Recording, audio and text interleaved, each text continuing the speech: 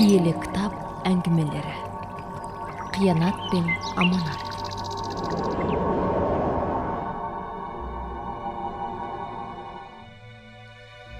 Қазақтың кең байтақ даласында, ну орманмен таласқан терең өзен жағасында, ағаналы қасқыр күшіктеріне нәр беруде. Бақытты шақтар. Қардай аппақ бөрі бөлтіріктерімен бейғам күн кешуде.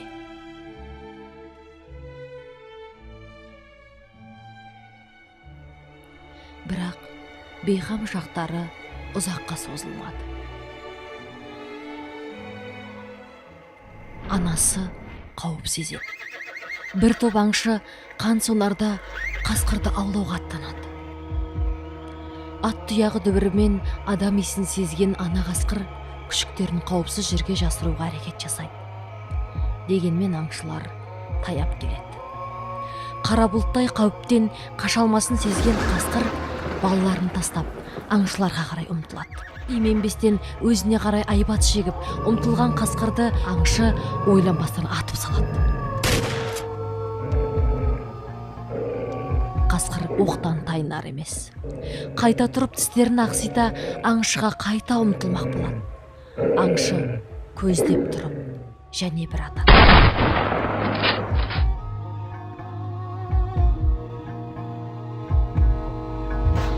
Кең дала қыранының ащы даусымен қиқулап жарыса шапқан аңшылар мінген аттардың дүбірінен теңселгендей.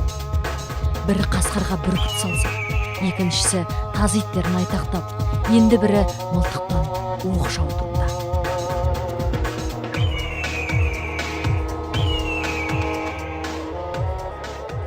Сондайда қамықпай, тажалына қарсы ұмтылған қасқырға таңданған аңшы тағы атады.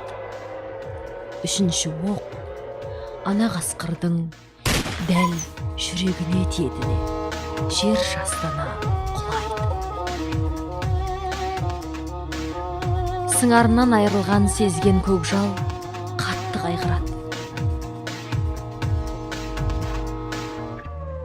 Шалғыздықтан мұңын айға шағып шоқтайды.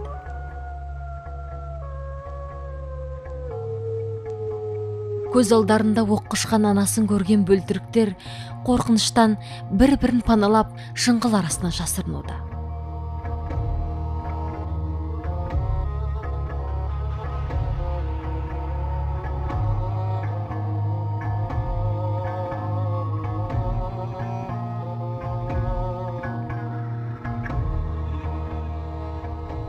Ана қасқыр көз жұмады.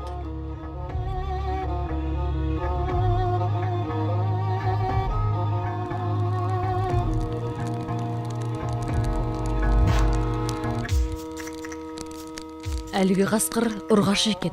Жақын маңда күшіктері болу керек. Тауып көзін құртайық дейді бір аңшы.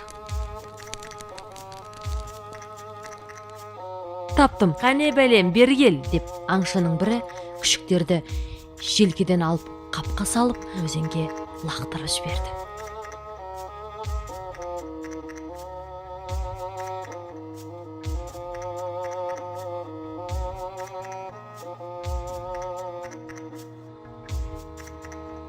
Алақай, ха-ха, алақай!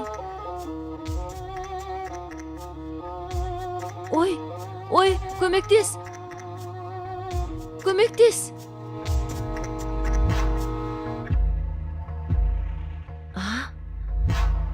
Тоқтай тұр, мен қазір келем! Деп үлкендерді көмекке шақыруға жүгіре жөнелді. Шал болса, не дейді? деп таңданып өзен жаққа қарай жүгіре жөнелді. Бала ой деп айқайлап жатыр. Адам баласының шошынып жылаған даусын естіген көкжал арлан оқиға орнына келіп, баланы мұз басқан өзеннен суырып алады.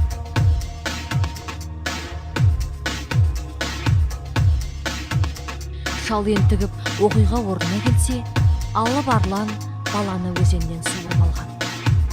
Шал сонда тоба деп таңданып тұрып қалады.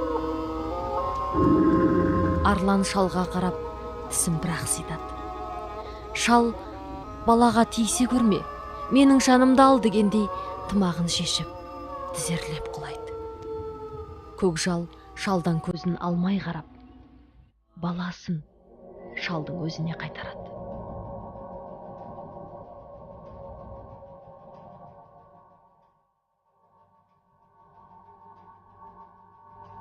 Шал баласын құшақтап, көзіне жас алып, көкжалдың ізіне қарайды.